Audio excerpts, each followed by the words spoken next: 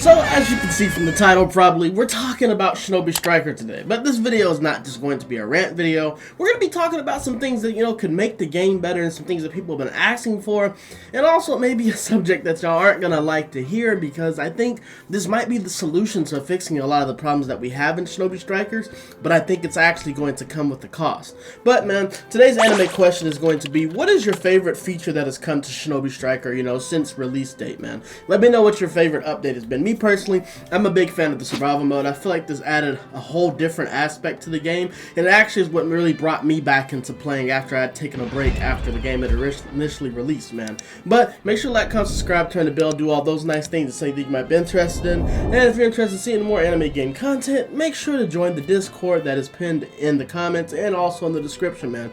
But let's go ahead and hop straight into this video. Okay, so some of the key complaints that we actually get about Shinobi Striker that people have been wanting is one thing, game modes, and I do think that we do need a different game mode. Some people in my actual Discord have actually talked about maybe we need a different map for survival mode, and I think this would also make things a lot better as well. Of course, we already have new maps for things like combat and flag and all that stuff, which of course they're going to keep giving us maps, but I do think we need a fresh look in survival mode and maybe something that's a little bit, maybe doesn't promote running as much. I think this would be a pretty good thing to add to survival mode because it just make it a little bit fresh, especially if there's shifts around and we get to see different maps and things like that. I also would like if they did a duo mode, because if I'm being honest with y'all, I don't think these servers can hold more than 8 characters in a lobby right now. We're going to talk about a change that might be able to fix this, but right now I think the most they can do is probably 8, and I think the best way they could do a different game mode while still utilizing 8 people would be doing a duo mode. I think this would be pretty good, but this would only be for combat battle. I don't really think duos would work for like flag and also base, so I think only for combat.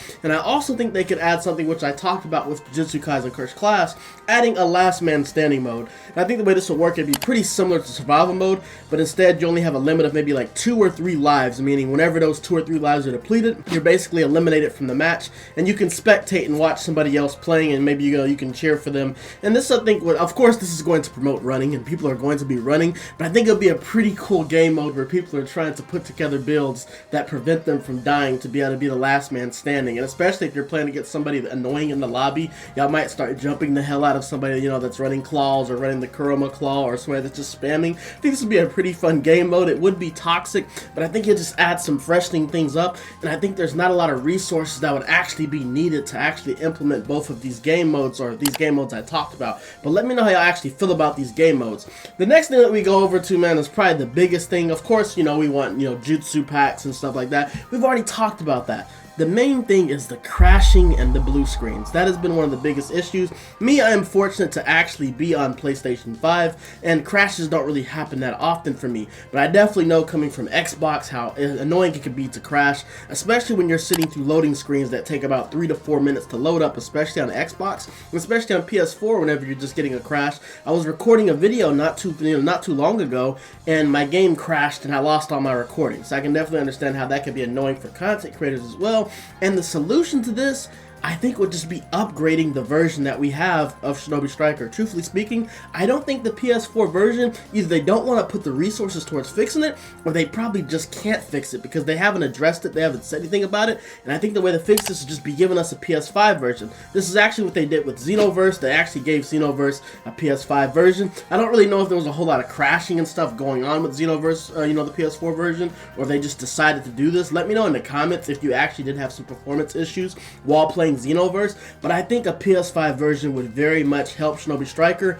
But we got to talk about the negative effect. And the negative effect, and this is mainly going to affect the PlayStation side, but this is actually the largest of player base for Shinobi Striker.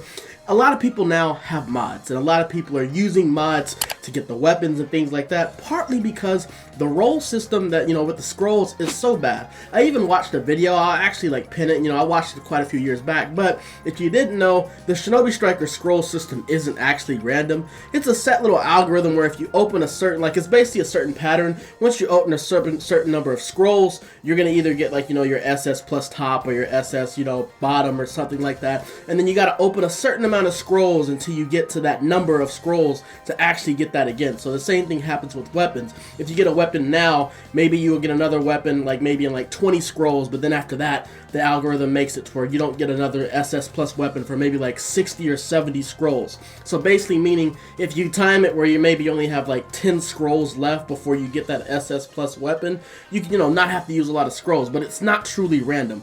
Everybody has a set pattern that they follow into when it comes to these scrolls, and that doesn't really make the role system fair. It makes it slimy, and I can agree with, I even had somebody in my Discord wanting me to talk about this. The role system and when it comes to like getting the scrolls is not good for Shinobi Striker, and especially when it comes to these SS plus weapons. Sometimes it can take you about 80 to 130 scrolls to actually get these weapons, and the truth of the matter is they don't give out that amount of scrolls. Even looking at the new awards that we have, for the event that we have going now, even when you get to the highest rank, you're only getting around 15 esoterics, and maybe if you collect all the other things, maybe at most you can get maybe 30 to 40 scrolls at most. But if you're having to spend 80 to 130 every time you get an SS plus weapon, it's not really going to do anything for you. But you're probably asking, why am I talking about scrolls and things like that if we're talking about a PS5 version? And that's because if we switch to PS5, I don't think there's going to be any mods. It's extremely hard to mod games on PS5 versions, and I think this would completely get rid of mods for PlayStation 4 players,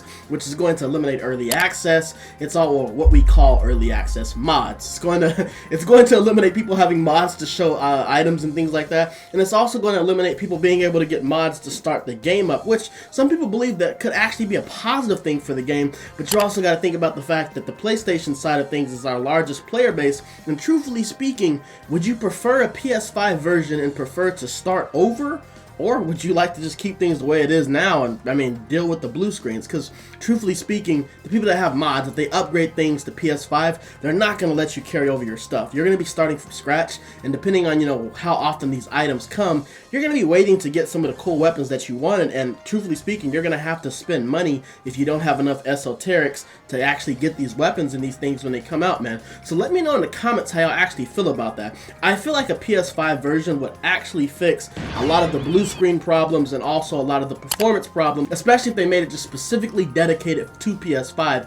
But in return, you're not going to be able to use mods, and a lot of y'all are probably going to have to start over. And truthfully speaking, would you still be playing this game if you had to start over, or if you only had the stuff that is from your non-modded account? Like I said, I know people that don't use mods, this doesn't affect you, and like I said, I can very much agree with people that say that you shouldn't be modding and you shouldn't be doing that with this game, but I can also understand the other side of things, that Bandai doesn't really make things fair in a sense of the way that this shop is. The shop isn't fair, and it's not actually random, and it's kind of stealing money from you, man. It's pay to win. The game very much is pay to win at this point. But with a lot of new games coming out, like Bleach Rebirth of Souls, Sparking Zero, and also, Hunter x Hunter and an Impact, we have all these different games coming out that could be stealing away the player base from Shinobi Striker. How long are people actually going to be dealing with these blue screens? How long are you going to deal with getting disconnected? I think an upgrade would fix things, but it also comes at a cost. Let me know in the comments how you actually feel about this, man. Make sure to like, comment, subscribe, turn the bell if you want to see more, Shinobi Striker and anime game content. And let me know how y'all feel about my opinions in the comments, man. But I'm going to see y'all in the next video, man. We up.